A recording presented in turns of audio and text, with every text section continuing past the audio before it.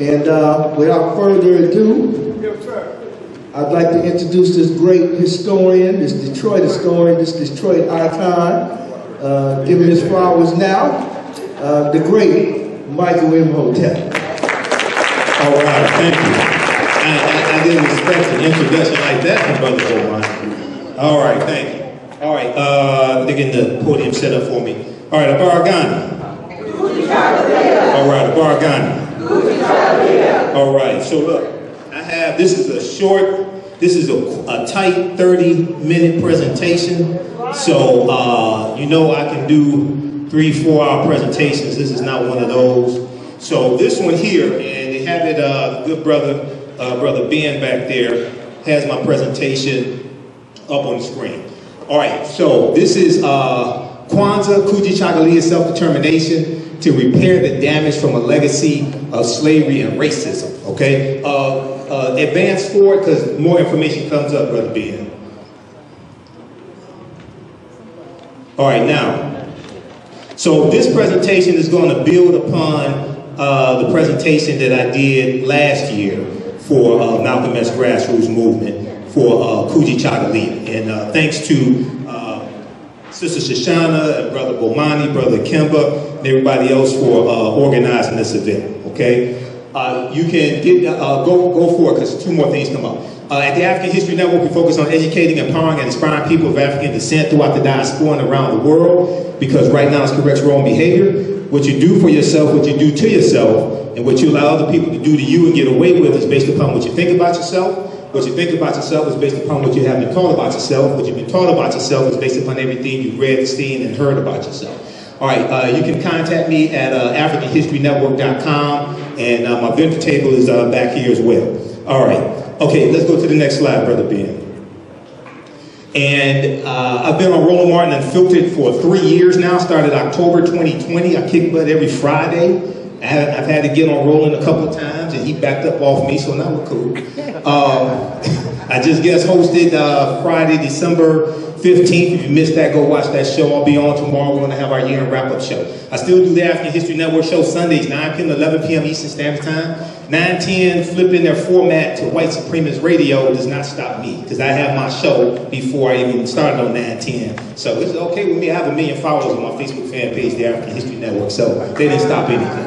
This is why you got to own your own stuff, okay? I'm cleaning it up because we're in church, but that's why you got to own your own stuff, all right? Now, anytime I speak, I know I may say some things that are outside the circumference of some people's awareness, and I learned this from one of my teachers, Dr. Ray Higgins of the African Village.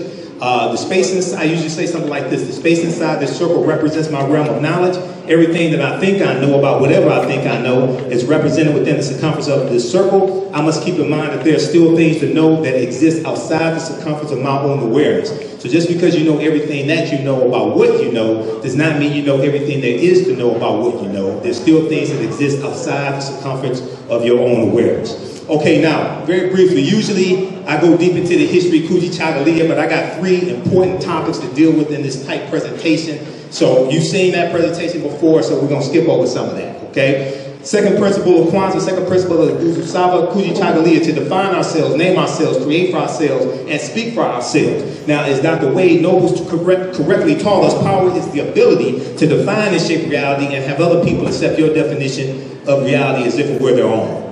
Next slide. So this is Dr. Maulana Karenga, and we know that Kwanzaa was created in 1966 by Dr. Maulana Karenga and members of organization US. I talked to Dr. Linda Jeffries to verify that history. Who's one of my teachers. That information is also on organization US on their website as well.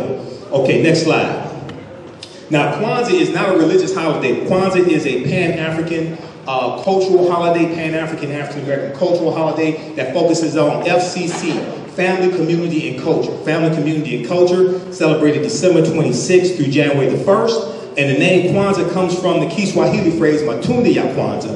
And the word Kwanzaa is a Bantu word, just like the word Wakanda. Wakanda is a real word. We find that in the Kikongo language. Wakanda is Bantu, just like Kwanzaa is Bantu as well. For more information, visit the website, officialkwanzaawebsite.com, officialkwanzaawebsite.com. Next slide. Okay, now, also for more information, for introductory information on Pan-Africanism, I recommend Pan-Africanism for Beginners by Sid Lamel. It's not the only introduction, but it's a good one. I read that back in college, in the early 90s, Wayne State University. Pan-Africanism is an ideology that African people around the world and throughout the diaspora should be united. It deals with social, cultural, political, economic, material, and spiritual aspects. It doesn't matter who your colonizer was or who your colonizer is, because sometimes we get caught up and think one colonizer was better than the other. I think we're better than other people who were colonized by somebody else. No, they're all colonizers. This is what I was explaining when Queen Elizabeth II died. I said, and don't take this the wrong way, but when Meghan Markle married Prince Harry in 2018, and black people were sitting up there crying, talking about how beautiful the wedding was, I said she married into a family of colonizers. I'm not calling them colonizers because they're white. I'm calling them colonizers because 100 years ago, England controlled 1/5 of the world population. 1/5 of the world population was colonized by England. She married into a family of colonizers. Right. All right, now let's continue. What we're going to do, let's see. Okay, go to the next slide, brother. And what I want to do is go to the slide after this one right here. Next slide. What are first fruit celebrations? Now, Kwanzaa is based upon traditional African first fruit harvest celebrations that were practiced in different African cultures, okay, throughout history. We can also find first fruit celebrations in large African empires like amongst the Zulu or Amazulu in South Africa, in Southeastern Africa like the Matabele, the Thonga, and the Leveva. Kwanzaa builds on the 5 fundamental activities of continental African first fruit celebrations: ingathering, reverence, commemoration, recommitment, and celebration. Now, in preparation for me to talk about that history of Kwanzaa, I read Dr. Maulana Karinga's book, The African American Holiday of Kwanzaa, a celebration of family, community, and culture. This comes from pages 16 through 17, but I read the whole book. Go read that, because a lot of people say Kwanzaa is made up and different things like that. Next slide. But all these holidays are made up. This is why I explain to people, all these European holidays are made up. I studied the history of all of them. Read Dr. Shakamusa Barashango's book, African People and European Holidays and Mental Genocide, book 1 and book 2. This is book 1 here on the screen. Okay, next slide. Now, 3 main topics I want to deal with in this very tight, short presentation. And then you can come see me after the presentation at my vendor table out there, because I have a lot of information for you. 1, last year for Kwanzaa, second day of Kwanzaa, I talked about the California Reparations Task Force study, their 500-page initial study. And I said when the final report comes out, I'll talk about that. The final report came out June 29th, 2023. It's a little more than 1,000 pages. They make over 115 policy recommendations. So I just want to just give you a little introduction to that. Secondly, this past summer, when we celebrated Juneteenth, I talked about how we had to use Juneteenth as a tool to educate America on the history, that people are passing laws to suppress the teaching of that history in schools. Okay? And the history of Juneteenth is directly related to repairing the damage of a legacy of slavery, racism, Jim Crow, segregation, etc., what some people call collectively reparations. Third, what's been going on in Florida with the attack on African American history in Florida and Governor Ron DeSantis, okay? And what's happened recently is that African American churches have started teaching black history in the churches as a result of the Florida Department of Education and Governor Ron DeSantis. I just did a broadcast December 17th breaking this down. So these are just 3 quick topics that I want to deal with today. Okay, now, go to the next slide, brother. Okay, good. This right here. Assessing the damage that was done that needs repairing. Now, I read the executive summary of the 500-page initial report, and it was deep. This one here, this 1,000-page report, this is the most in-depth analysis and study of African Americans probably since the 1968 Kerner Commission report. All right, now, as I explained to people, as a historian, as I explained to people, before you can make recommendations for repairing the damage of a legacy of slavery, Jim Crow, segregation, racism, redlining, housing discrimination, etc., we first have to understand who African people were and what African people had before we were put into an institution that largely stripped us of our history, culture, language, spiritual systems, folklore, names, family ties, identity, culture, etc. If you start your analysis in slavery, you're already a few hundred or maybe some thousand years too late. You got to go before that. Because to repair, the root concept of reparations means to repair, to restore you to a state you were in before the damage was done, to make you whole again. If you just look at us as enslaved people, you're going to miss a whole lot of this, okay? Number one. Number two, the California Reparations Task Force, the report they released June 29, 2023 is a little more than 1,000 pages. Read this article from CNN.com. California Reparations Task Force releases final set of recommendations. June 29, 2023, and they have the link to the full 1,000-page studies, broken down by chapters as well, and I've been going through looking at a lot of it. Next slide. A task force examining reparations for black residents in California. Now, African Americans are only about 6% of the population in California, and only about 6% of the population in San Francisco, right? In California, released this final report Thursday, June 29, 2023, with more than 115 policy recommendations for how the state should compensate those harmed by slavery and historical atrocities. Now, as I try to explain to a lot of people, and I've been on some panels, I was on the Tammy Mack show, The Business of Being Black, on the Fox Soul TV network. That show isn't on anymore. But as I try to explain to people, because I teach this history, California does not have a deep history of slavery like Mississippi, Alabama, Texas, anything like that. You know, they have, California comes into the Union in 1850 as a free state.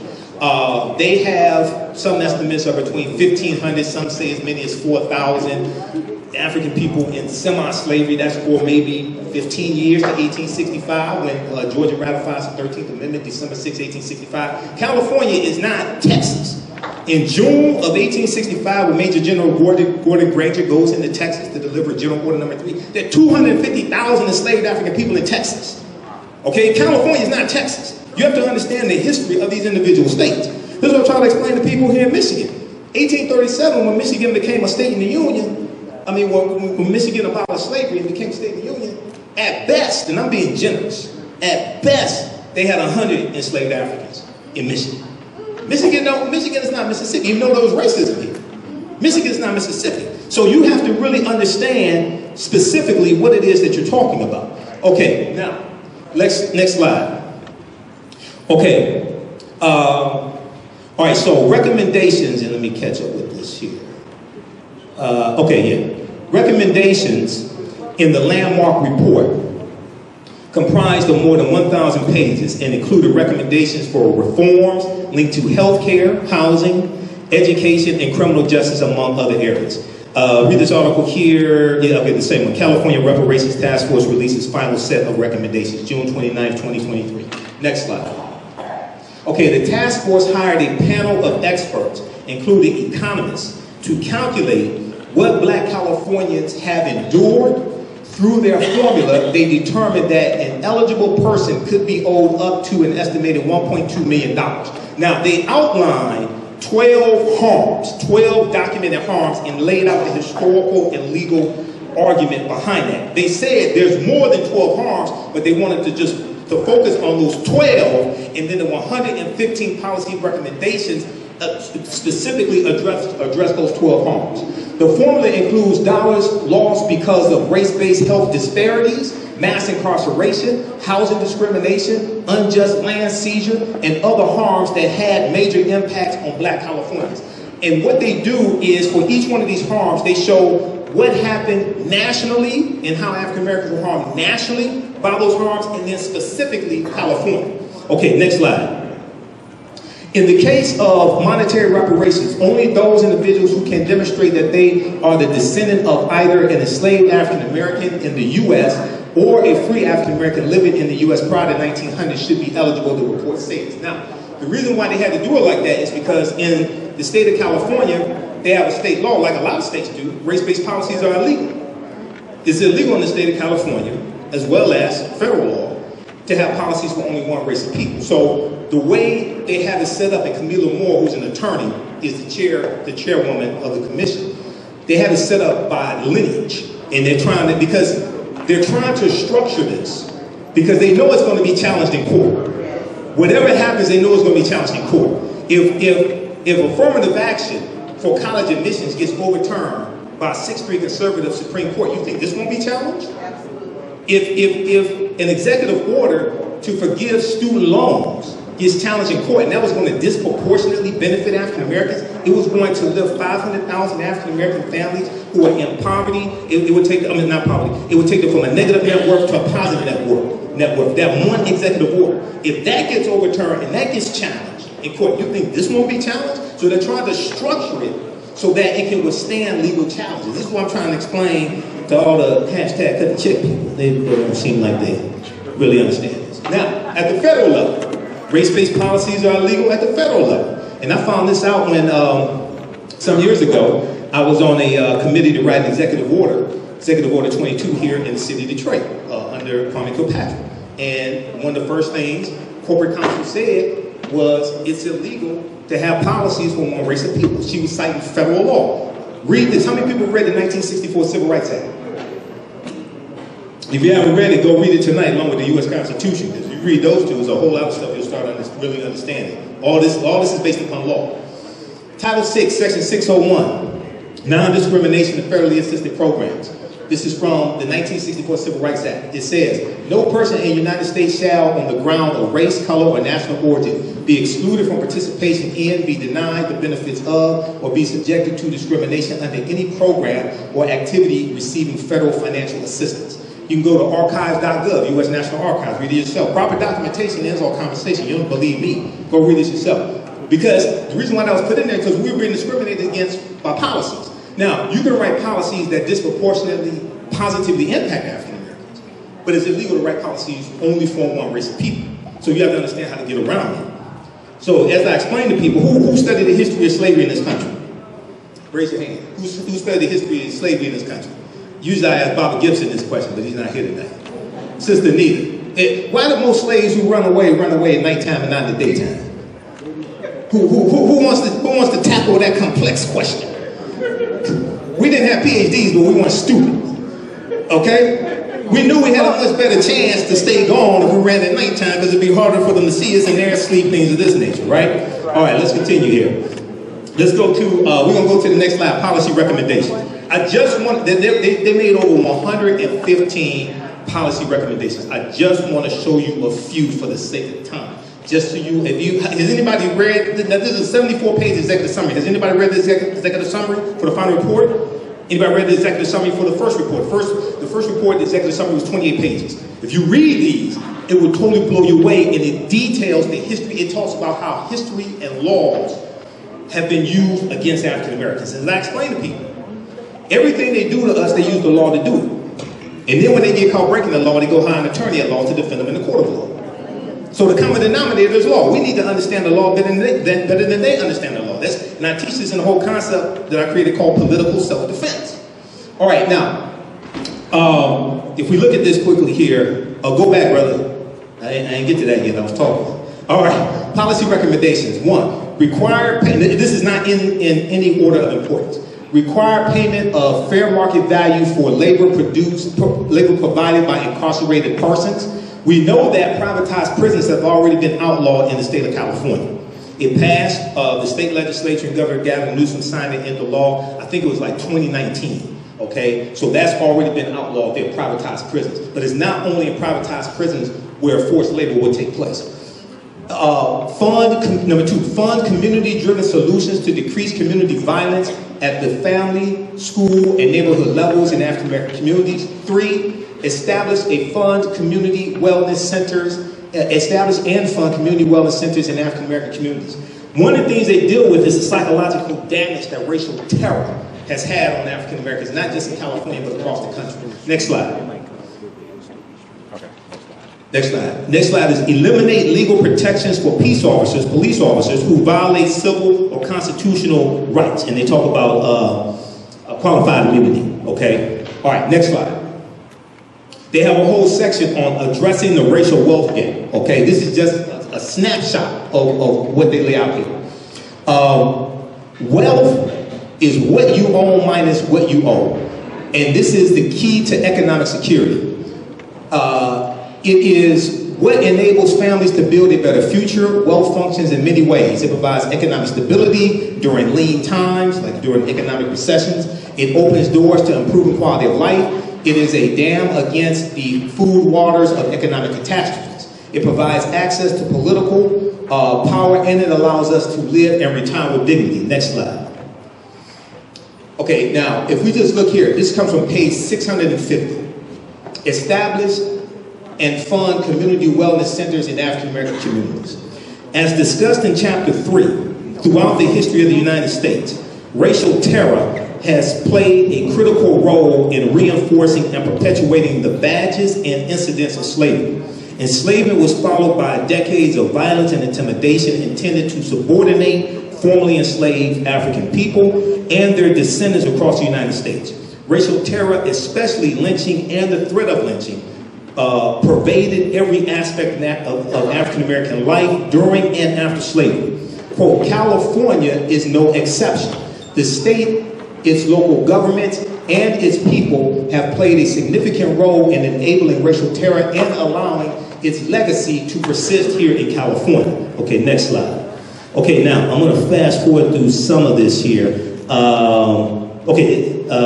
Because this comes up on the 12 harms. I want to show you the 12 harms here in just a second. But let's look at this. California's unprecedented reparations report details 150 years of anti-black harm. So the report offers a comprehensive look at the impacts of enslavement and generations of discrimination on black Californians and black Americans more broadly. It finds that the damage to black communities is extensive and that a variety of intentionally crafted policy, this deals with laws, intentionally crafted policy, judicial decisions, law cases, court cases, and racism by private actors has created a widespread exclusion of black people that has not been sufficiently addressed at any level of government. Okay, next slide. Okay, we're going to go to, let's see here. I want to go to, let's go to the next slide. It says, California report highlights a history of moral and legal wrongs. Okay, right here. This deals with the preliminary report, okay? The 500-page preliminary report. Over 13 chapters and about 500 pages, the interim report's authors recount the moral and legal wrongs the American and Californian governments have inflicted upon their own black citizens and residents, noting how slavery and subsequent discrimination have exposed black communities to racial terror and political disenfranchisement, left them with inferior outcomes in health and wealth building, and relegated them to segregated neighborhoods and schools. Okay, next slide, right here. So these are the 12 harms that they lay out. Then they deal with the history of that, and then they make recommendations to address these harms, okay? Number 1, enslavement. Number 2, racial terror. 3, political disenfranchisement. 4, housing segregation. 5, separate and unequal education. 6, racism in environmental and infrastructure. Like when you had the U.S. Interstate Highway Acts in 1952 and 1956, that drove 41,000 miles of interstate highways all across the country. They ran through 1,600 African-American communities, wiping out homes, going through Black Bottom, going through the Fremont District in San Francisco, and also in the 1970s, going through what was left of Black Wall Street in Tulsa, Oklahoma. They're talking about things like that. 7, pathologizing the black family. 8, control over creative, cultural, and intellectual life. Next slide. Number 9, stolen labor and hindered opportunity. 10, an unjust legal system. 11, mental and physical harm and neglect. 12, the racial wealth gap. Okay? Okay, next slide. Now, there's a good article from AssociatedPressNews.com. I talked about this on Faraji Muhammad's show, The Culture, on Roland Martin's Black Star Network. And I've talked about this on my show as well. There was a study that came out, the Pew Research Study 2021. 30% of Americans are against reparations. I'm sorry. 2/3 of Americans are against reparations. Only 30% of Americans are for reparations. Only 30% of U.S. adults surveyed by Pew Research Center in 2021 supported reparations for slavery in some way for descendants of formerly enslaved people. 77% of whom were African Americans who support reparations. Support among Latinos and Asians was 39% and 33% respectively, and white Americans had the lowest rate of support at 18%. I wonder why. Now, also, there's a study that came out in April 4th, 2018, the 60th anniversary of the assassination of Dr. King. And this was I think this was a Gallup poll. 40% of white Americans felt that African Americans could be equally as successful as white Americans if we just tried hard. I'm serious. Go research this. Don't take my word. Go research this. I've talked about this before on my show. 40% of white Americans felt that African Americans could be equally as successful. They skip over history of racism, discrimination, they skip over the Homestead Act of 1870 that gave 270 million acres of land, okay, for 124 years. They skip over things like this. They skip over 246 years of slavery, okay. But this is who you're dealing with, okay. All right, next slide. Now, I was on a panel discussion for equal justice. Which one was this? This was for another social justice. It was an environmental justice organization. It was a couple of years ago. And I was on a panel with African Americans and Native Americans. And we were dealing with a shared struggle, a shared history, and a shared fight for reparations and Native Americans getting their land back, things like this. And the question came up, why haven't African Americans received reparations? Here's just a few reasons, okay? One, Americans are very ignorant of history. Seriously, regardless of race, Americans are very ignorant of history. Two, the real history of this country and harm that the legacy of slavery has done is not taught in schools. And now you have a new attack, this whole anti-critical race theory attack, which is suppressing this teaching. And the sister to that attack is the big lie with the voter suppression laws that are being passed and have been passed, especially after the 2020 election. Now, three, even though progress is being made, many African Americans don't understand how to give reparations law and the legislative process. Four, most of the arguments for reparations are moral arguments, not legal arguments. Laws get challenged in court and can be overturned. All you do, look at the executive order for student loans, okay? That was a good legal argument, but you're dealing with a 6-3 conservative court. There's a whole history of why 6-3 goes back to 2016. Nobody wanted to listen to me. I tried to tell you. Okay, this next slide. So I'm about to wrap this up. Let's see. Read this article here. Now, this is a good piece from CBSNews.com. A crisis of civic education. Most Americans don't know what's in the U.S. Constitution. And they go out on the street and ask a number of people basic things about the U.S. Constitution. How many members in the House of Representatives are there? How many branches of the federal government are there? How many Supreme Court justices are there? A lot of people just clueless, okay? When asked how many people are in the House of Representatives, one woman guessed and said 12, that's 435. One woman said 12. Another answered that she didn't know, one man guessed 80 and asked the same question. Well, it's 434 because little Georgie got kicked out. Okay. Now, these questions are all stuff Americans learned or should have learned a long time ago, but many people tend to forget this information, and many Americans have not read the Constitution in years of ever. So go to loc.gov, Library of Congress website, and also archives.gov, read the U.S. Constitution. Especially if you read like the 12th Amendment, which changed the Electoral College, then you start understanding, oh, that's how it works. That's why they have voter suppression in Michigan, Wisconsin, and Pennsylvania. Because it's not the national popular vote that matters, it's the popular vote per state. And, you know, everybody know how the Electoral College works? Yes. And you know it's after the census? Yes. Yes. Right. And you know that the census distributes $1.5 trillion per year for 10 years based upon census results. Yes. Yes. See, I'm talking to the right audience. All right. Now, okay, let's go to the next slide. This study right here, one of the things I've been talking about is because so many people are challenged when it comes to history, okay? Now go to the next one. It says racism has cost the U.S. $16 trillion. Because we got to fast forward. Go to the next one. Right here. Stop right here. This is an example of what I'm talking about, okay?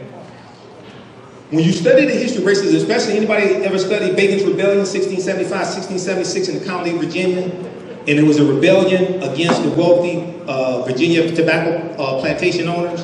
It was a rebellion by enslaved African people, free African Americans, white indentured servants, poor whites. And in December 1675, they burned down the town of Jamestown, Virginia. You ever study that? Bacon's Rebellion? Now, I don't know if that was the inspiration for the song, The Roof is on Fire, but I think it may have been. Go ahead. This study right here from Citigroup Bank shows how racism is hurting everybody.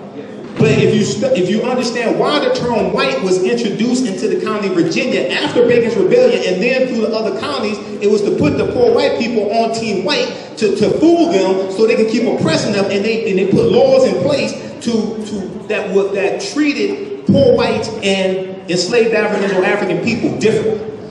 Racism has cost the U.S. $16 trillion Citigroup fines. This is from CBSNews.com, September 23rd, 2020. America could have been $16 trillion richer if not for inequities in education, housing, wages, and business investments between black and white Americans over the past 20 years. Not 246 years. They're just looking at from the year 2000 to about 2019. They're just looking at that, okay? New research concludes. The study released this week by Citigroup Bank is the latest in a body of research that attempts to quantify the economic impact of systemic racism that all these people running around saying doesn't exist, including Negroes. Saying it don't exist. Oh, really? Okay. Let's see who you married to. Now, Citigroup arrived at a $16 trillion figure after estimating. Next slide. After estimating, okay, black workers have lost $113 billion in potential wages over the past 2 decades because they couldn't get a college degree. 2, the housing market lost $218 billion in sales because African-American applicants could not get home loans. And then also, you saw the report from CNN about the discrimination coming from U.S. Navy, I think U.S. Navy Credit Union, when it came to applications for home loans going to African Americans. Research that one.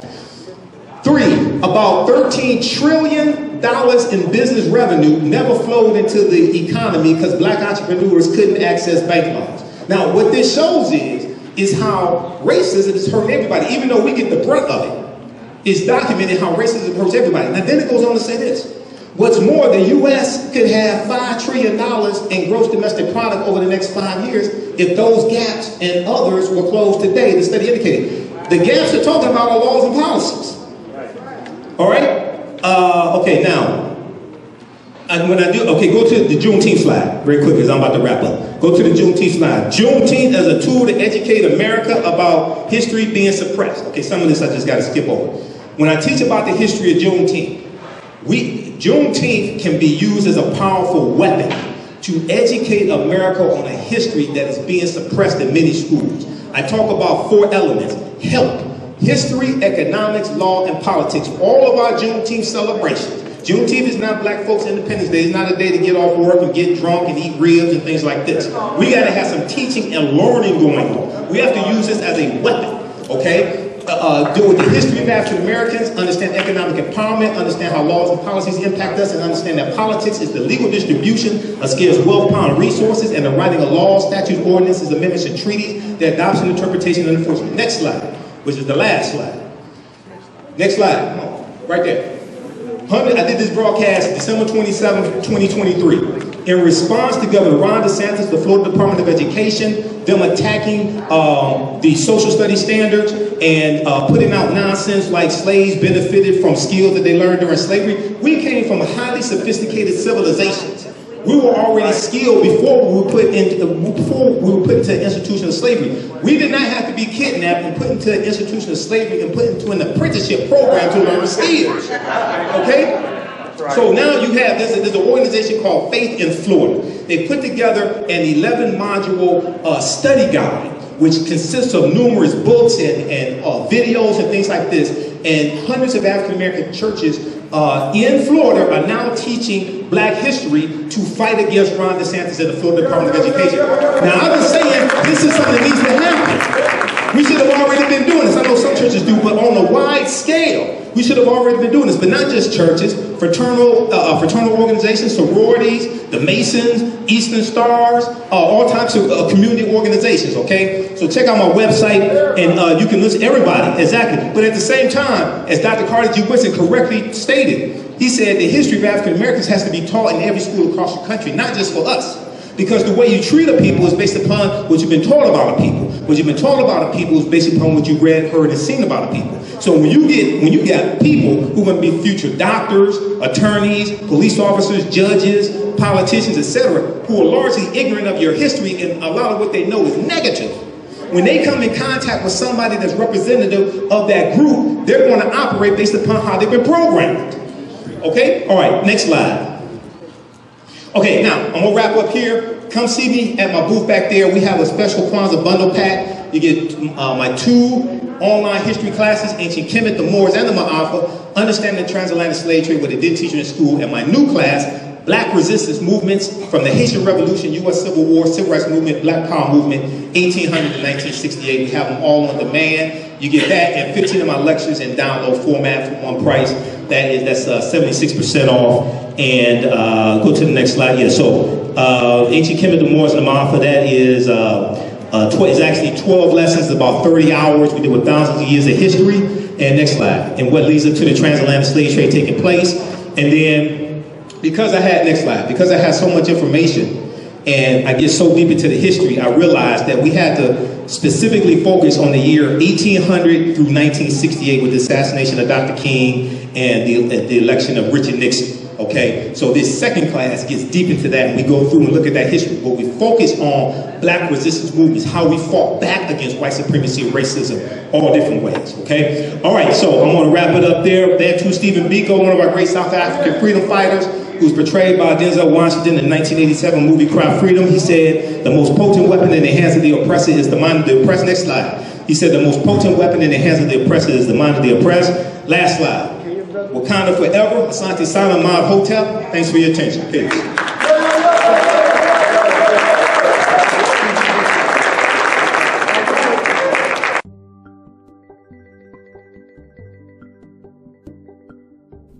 Hotep, everybody. This is Michael Imhotep from the African History Network. Our Kwanzaa online history course bundle pack is on sale right now. We have a fantastic promotion for you. Get our bundle pack of 2 online history courses that I teach, as well as my 15 lecture downloadable bundle, African History Awakens the African Mind from Mental Death. These are both from me, Michael Imhotep. They're on sale right now for only $100. That's 76% off. My first online history class is Ancient Kemet, the Moors, and the Maafa, Understanding the Transatlantic Slave Trade, what they didn't teach you in school. Kemet is one of the original names for Egypt. We deal with thousands of years of history and what leads up to the transatlantic slave trade taking place. I do a PowerPoint presentation. We have book references, articles. There's about 100 articles that we cover in the class, over 200 slides that I put together as well. And there are also video clips, including excerpts of interviews I've done with some of our historians and scholars, as well as Runoko Rashidi, Professor James Small, Anthony Browder, Professor Kabahaya Wafa Kamene, and Dr. David Imhotep. In the second class that I teach, it's called Black Resistance Movements from the Haitian Revolution, the U.S. Civil War, Civil Rights Movement, and Black Power Movement, 1800 to 1968. And we dig in deep and look at history chronologically from 1800 to 1968 and look at what leads to the Civil War taking place. We study the Jim Crow era, the Reconstruction era, 1865 to 1877, World War I, World War II, Civil Rights Movement, Black Power Movement, and the Great Migration, 1915 and 1970, to understand what happened to us after slavery ended, what were the laws and policies put in place to put us where we are today, to understand where we need to go from here. I created both of these classes, created the curriculum, chose the content as well. This sale ends Sunday, January 7th, 2024. Visit our website, AfricanHistoryNetwork.com, AfricanHistoryNetwork.com. You'll see the promotion at the top of the page. As soon as you register, you can start watching the content. You can join us for our next online class live Sunday, January 7th, 2024 at 2 p.m. Eastern Standard Time. You can watch all of these classes on demand, and even after the course is over with, you don't lose access.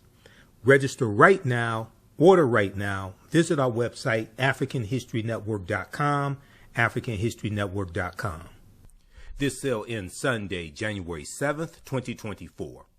Also, if you'd like to stop it for information, you can support the African History Network, $, the AHN show through Cash App, $, the AHN show through Cash App, also through PayPal, paypal.me/the AHN show. This helps us keep doing the research, stay on the air, keep broadcasting, pay some of the bills. All right, we have to get out of here. Remember, right now, it's correct wrong behavior is not over till we win Wakanda forever. And we'll talk to you next time. Peace.